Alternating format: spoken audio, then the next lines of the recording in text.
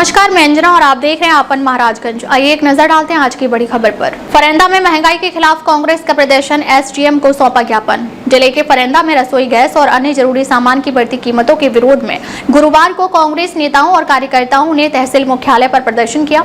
इस दौरान कार्यकर्ताओं ने सरकार के खिलाफ नारेबाजी करते हुए महंगाई पर रोक लगाने की मांग की और उप जिलाधिकारी को ज्ञापन सौंपा। कांग्रेस जिलाध्यक्ष विजय सिंह के नेतृत्व में कार्यकर्ता तहसील गेट के बाहर इकट्ठा हुए। सभी ने हाथों में तख्तियां लेकर महंगाई के खिलाफ नारे लगाए और सरकार की नीतियों का विरोध किया।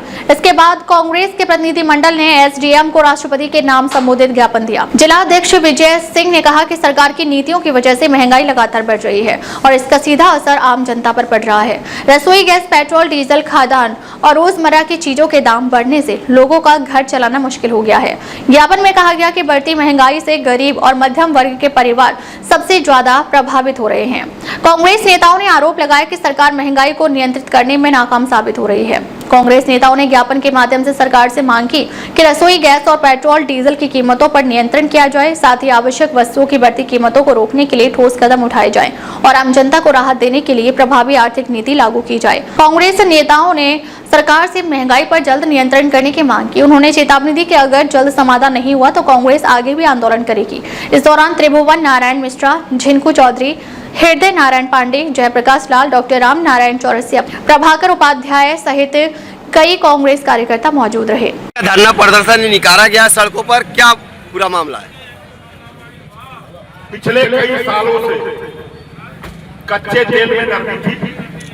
$50 से लेकर के $70-75 तक कच्चे तेल का दाम हाई कर, जिसका नतीजा ये हुआ कि तेल की कंपनियों ने अरबों रुपया उन्होंने मुनाफा कमाया, लेकिन उसका कोई लाभ हिंदुस्तान के उपभोक्ता को नहीं मिला। लेकिन जैसे ही इजराइल, ईरान और अमेरिका का युद्ध शुरू हुआ, तुरंत ही तेल कंपनियों ने $144 का मर्चेंट सिलेंडर और ₹60 घरेलू गैस के दाम बढ़ा दिए। और मैं आपको आज कह रहा हूं, आज 12 मार्च को दोपहर में आपसे एक बात कह रहा हूं कि 60% कच्चा तेल हिंदुस्तान खाड़ी देशों से लेता था। 10% एग्रीमेंट के तहत अमेरिका से लिया जाता था। खाली 30% कच्चा तेल जो एलपीजी के रूप में परिवर्तित होता था वो हिंदुस्तान में उपलब्ध होता है। इनके पास कुल 23 दिन का स्टॉक था, जिसमें आपका 13 दिन खत्म हो गया है। खाली 10 दिन सिलेंडर का स्टॉक है। आज भी आपने अखबार में पढ़ा होगा कि खाड़ी में ईरान के युद्धपोतों ने आपके तेल के ऊपर बमबारी की है। कोई भी तेल खाड़ी से नहीं आ रहा है। 10 दिन के अंदर पूरे हिंदुस्तान से सिलेंडर समाप्त हो जाएगा। ये मोदी के विदेश नीति की कमी है। इसी कमी को लेकर के हिंदुस्तान में कांग्रेस पार्टी आप धरना प्रदर्शन कर रही है और हम महामहिम राष्ट्रपति महोदया को एक ज्ञापन देंगे जिसमें वो केंद्र सरकार को इस बात के लिए बात करे कि बढ़े हुए जो रसोई गैस के दाम है उनको कम कर सके।